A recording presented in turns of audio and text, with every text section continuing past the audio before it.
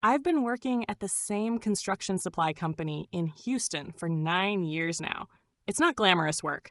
Nobody dreams about becoming a senior project coordinator for a warehouse that smells like sawdust and diesel. But it pays well, the benefits are good, and I know my job inside and out. When you've been somewhere that long, you learn the real rules. Not the ones corporate puts in a handbook, but the ones you figure out on the floor. Which inspectors will actually show up on time and which ones you need to call twice. Which suppliers you can push for a next day shipment without paying rush fees. How to skip 3 forms without getting anyone in trouble so a contractor can meet a city deadline.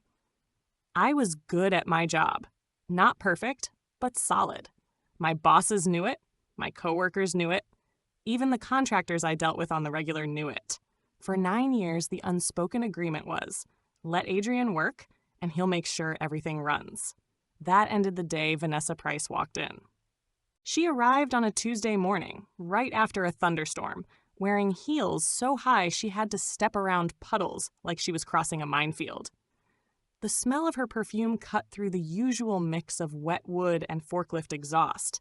She looked polished. Tailored navy blazer, perfectly pressed slacks, like she'd been sent here by a corporate-style magazine instead of our head office.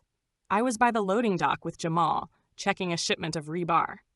We both stopped what we were doing when she clicked in with HR manager Gloria Jimenez leading the way. That's her, Gloria whispered to me later after doing the round of introductions. New department manager. Came from corporate. Real sharp.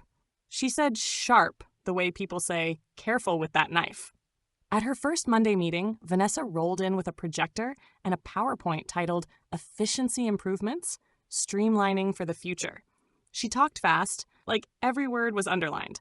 We're going to optimize workflows, reduce redundancy, and enforce policy compliance at every level. Half the team stared blankly. A few nodded, mostly to look like they were paying attention.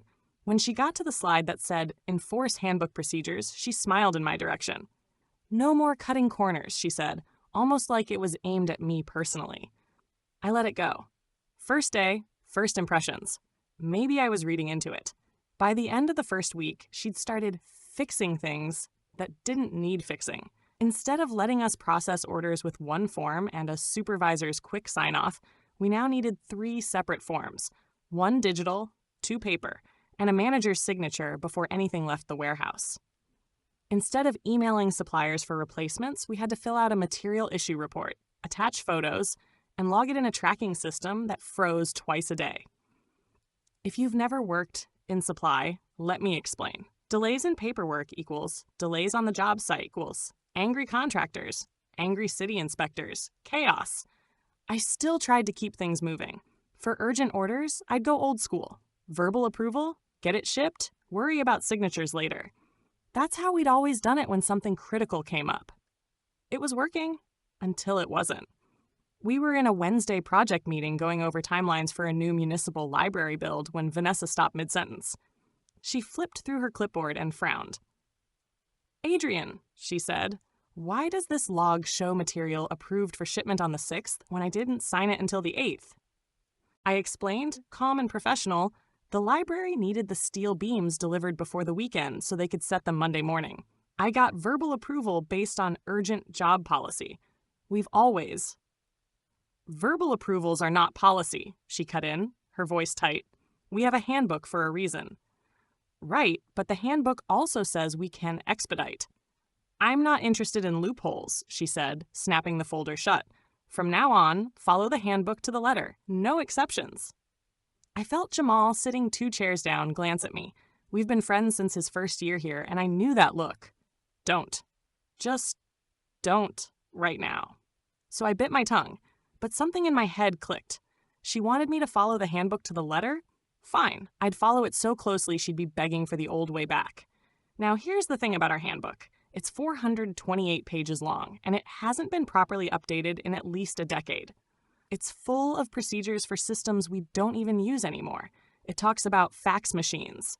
It requires approvals from job titles that don't exist. Following it exactly means every request gets logged in triplicate. No one skips the weekly review meeting for urgent orders. Every inspection requires a paper copy filed in 2 different cabinets. It's basically a recipe for grinding the whole department to a halt. So I started small. If a contractor called about missing materials, I'd quote Section 14. 3. All material redistribution requests must be submitted via official requisition form and approved at the next manager's review session. If something arrived damaged, I'd pull up Section 9. 2. All damage reports must be mailed in hard copy to the supplier's head office. Yes, mailed. In 2024, if we ran low on stock, I'd wait for the formal inventory cycle instead of putting in a quick order. Vanessa loved it. At first, she even told the team, Adrian's really setting the example for how we'll be operating from now on. Meanwhile, the backlog was piling up like bricks in a corner. Deadlines were slipping. I could see the stress starting to leak into her perfect posture, the way she tightened her jaw when people complained. Every time someone came to me upset about delays, I forwarded their email to her with the subject line, "Per your directive, please advise." By the second week, Jamal stopped by my desk while I was slowly filling out a form in triplicate. He leaned in, smirking. "You're doing a slow burn, aren't you?" I kept writing without looking up. "Just doing what I was told." He laughed under his breath. "Remind me never to piss you off." The best part? I hadn't even used the really insane parts of the handbook yet, the ones that could rack up costs and make every single delay officially her fault. But I was getting ready to, because if Vanessa wanted the letter of the law, she was about to get every single word of it. After that meeting where Vanessa told me to follow the handbook to the letter, I went home, grabbed a beer, and pulled out my own personal copy of that monster binder. Yes, I have my own copy. Don't judge. I'm one of those people who keeps a PDF on my phone for emergencies, but I also like having the hard copy. Mostly because flipping through the pages feels like flipping through a loaded weapon nobody else realizes is loaded. I started marking sections with sticky notes. The absurd ones. The rules that made sense when our company still had a fax machine but now just slowed everything to a crawl. If she wanted full compliance, I was going to give her full compliance, but not just in the delay some shipments way, no.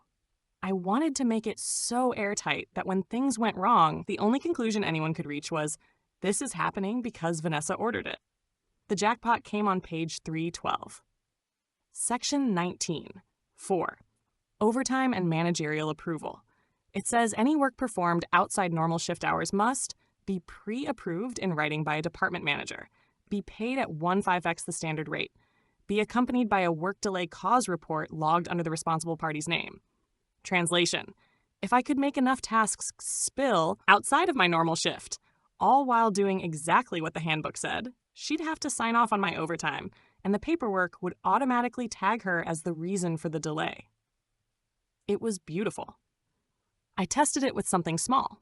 One Thursday, a supplier dropped off a pallet of pavers 20 minutes before my shift ended. Normally, I just process it quick and clock out. But the handbook says all deliveries must be inspected by a supervisor. Inspection reports must be filed before processing. If inspection cannot be completed during scheduled hours, materials must be left in the loading area until the next business day. So I flagged the delivery, sent Vanessa an email requesting her to inspect it, and went home. Next morning, she approved the overtime for me to process it. She didn't even notice the delay cause field auto-filled her name. The next week, I did it again and again. A late Friday delivery of HVAC units, a damaged shipment that required end-of-day photos and forms, an urgent request from a contractor that the handbook says can only be processed after a manager's review. Each one nudged me into overtime. Each one put her name in the delay log. By the end of 2 weeks, I'd racked up 18 hours of overtime. All approved by Vanessa, all documented as caused by her own policies. Jamal caught on quick. One afternoon, he leaned on the edge of my desk while I was filling out yet another delay cause report. "Bro," he whispered, "you are surgical with this." I grinned. "Just doing my job." "You know she's gonna flip when she sees the overtime budget, right?" "That's the idea." Meanwhile, the backlog was turning into a mountain. Crews were calling in daily asking why they couldn't get their materials. Our warehouse floor was so full of unprocessed deliveries that forklifts were playing Tetris just to get around.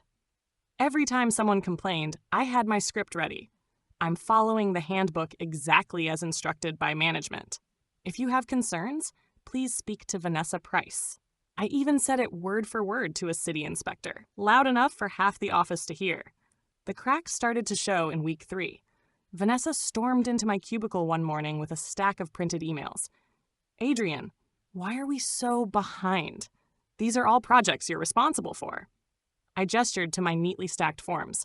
I'm following every step as outlined in the handbook, just like you instructed.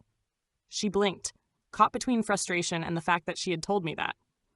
Well, maybe you should be a little more proactive. Proactive in what way? I asked, all innocent. Because the handbook says, her eyes narrowed, just keep doing what you're doing. I'll figure it out. That's when I knew I had her. She wasn't going to back off. Her ego wouldn't let her. And I had an ace up my sleeve, my cousin Derek, who worked in accounting. One Friday night over beers, I told Derek what was happening. He laughed so hard he nearly choked. You realize corporate's got a quarterly audit coming up, right? I didn't. He leaned in. If the regional director sees a pile of delay reports with the same manager's name on them, plus a spike in overtime, they're going to start asking questions. I nodded slowly. So all I have to do is keep going.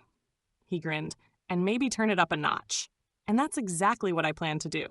Because by the time that audit rolled around, Vanessa's by-the-book kingdom was going to collapse under the weight of her own rules. By the time February rolled around, the warehouse looked like a war zone. We had deliveries stacked in aisles they weren't supposed to be in, crates blocking the emergency exit, which OSHA would love, and more pending review tags hanging off pallets than I'd ever seen. The backlog report on our intranet was so red it looked like it was bleeding, and every single delay form had one thing in common. Vanessa Price in the manager responsible field. The crews hated it. The suppliers hated it. Honestly, even I hated it, but not enough to stop, because the audit was less than 2 weeks away. And I had one last trick to make sure when the corporate folks came poking around, they couldn't possibly miss what was happening. The handbook has this dusty little section most people don't even know exists. Section 7. 11. Cross-department approval for priority orders. It says that if a priority order exceeds $15,000, it requires not just the department manager's sign-off, but also the signatures of both the accounting manager and the warehouse operations manager. Problem is, those two people are never in the building at the same time, and the policy says signatures must be obtained in person. No emails, no scans, no phone approvals. It's basically a built-in delay machine. So I started flagging everything that came close to that dollar amount as priority orders, which isn't actually defined in the handbook. It's just one of those vague terms managers like to throw around. Did the client really need that $4,800 shipment of steel beams flagged as priority? Probably. But by marking it priority, I guaranteed it would sit in limbo until 3 managers were in the same room to sign. And while it sat, more delays, more overtime, more Vanessa in the responsible field. Jamal was loving the show. One day, while we were waiting for a manager to sign off on yet another priority shipment, he said, "Man, this is like watching a slow-motion car crash you caused on purpose." I shrugged. "I'm just following the handbook." He grinned. "You're weaponizing the handbook. That's art." By the Friday before the audit, we had 5 major orders stuck in approval purgatory, dozens of minor shipments still waiting on signatures, and nearly $200,000 worth of materials sitting on the warehouse floor. Vanessa was clearly stressed. Her perfect hair was tied back in a messy bun, and she'd stopped wearing the heels.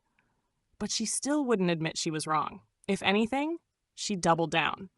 In the Monday morning meeting, she told the team, "We're setting a new standard here. This is about doing things right, not fast." I bit my tongue to keep from laughing. Then audit day came. Tom Ashford, the regional director, showed up with 2 people from corporate. Tom's a tall guy, mid-50s, with that calm but dangerous energy like a football coach who's about to bench you. They started in Vanessa's office. 10 minutes later, they were in the warehouse with clipboards, walking past pallets with pending review tags. I just kept working, waiting for it to happen. Around 11 a.m., Tom walked up to my desk. "Adrian Torres?" "Yes, sir." Can you walk me through why we have nearly 200 grand in inventory that's been sitting here for weeks? I pulled out the binder. Sure thing. According to Section 14(3) of the handbook, all shipments require a requisition form and manager's signature before release. And for priority orders above $15,000, Section 7(11) requires signatures from 3 managers in person. All these delays are pending those approvals. He raised an eyebrow. And you've been following this? Exactly? Yes, sir, as instructed by my department manager. Then I slid over the stack of printed emails from Vanessa telling me, in her own words, to follow the handbook to the letter. No exceptions. It was like watching a switch flip in his brain. He didn't say anything, just nodded slowly and asked me to send those emails to his office. That afternoon, Vanessa was called into a closed-door meeting with Tom and the corporate auditors. She came out an hour later looking like she'd been chewed up and spit out. She didn't make eye contact with anyone. 2 days later, she was reassigned to a special project, which in corporate speak is basically exile. I didn't celebrate out loud, but Jamal came by my desk with a can of Dr. Pepper, set it down, and whispered, "You're a damn legend." I just smiled. I told her I'd follow the rules. With Vanessa gone, the warehouse felt lighter. No more daily lectures about policy compliance. No more pointless 3-form approvals for a single box of screws. Within a week, we cleared half the backlog just by going back to the old workflow. Crews were happy. Suppliers were happy. And honestly, I was sleeping better. But corporate? Corporate was curious. A week after Vanessa's special reassignment, I got an email from the regional office asking me to attend a meeting in Houston's downtown headquarters. I thought it was going to be a routine follow-up about the audit. Instead, I walked into a conference room and found Tom Ashford sitting there with 2 HR reps and a laptop open in front of them. Tom started with a small smile. "Adrian, you seem to know the handbook better than anyone else in the company." I shrugged. "Just part of the job." "Part of the job," he repeated, almost amused. "We looked at your emails, your logs, your reports. You followed Vanessa's directive exactly, and in doing so, you exposed how broken some of our policies are." I wasn't sure if I was about to get thanked or fired. Then Tom leaned forward. "We want you to help fix it." I blinked. Fix the handbook? Not just the handbook. The workflows, the approval chains, the whole system. You'd be working with multiple departments. It'd be a step up from your current role. It wasn't a flashy promotion, but it meant more pay, more influence, and the chance to make sure we'd never get trapped in that kind of bureaucratic nightmare again. I agreed. Mostly because it meant I'd finally get to cross out Section 7(11). Back at the warehouse, people treated me a little differently. Jamal started calling me the policy assassin. Gloria from HR brought me donuts as thanks for doing what we all wanted to do.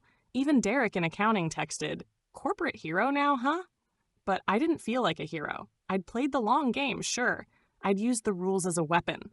And Vanessa, she'd set herself up for that fall. Still, I couldn't ignore the fact that for weeks, the delays and chaos had made everyone's jobs harder, including people who didn't deserve it. One Friday, while clearing out some old files, I found the stack of delay reports with Vanessa's name on them. I'd kept them, half out of habit, half as insurance. For a moment, I thought about tossing them in the shredder. But I didn't. I put them in a file labeled Lessons and slid it into the bottom drawer of my desk. Because the truth is, malicious compliance is a sharp tool, and you have to remember it cuts both ways. Now, I still work here, still deal with contractors, suppliers, and the occasional pointless corporate email. But when someone in management says, "Follow the rules," I always ask one question first. Are you sure you want me to? Vanessa thought the handbook made her untouchable. I just proved it made her replaceable.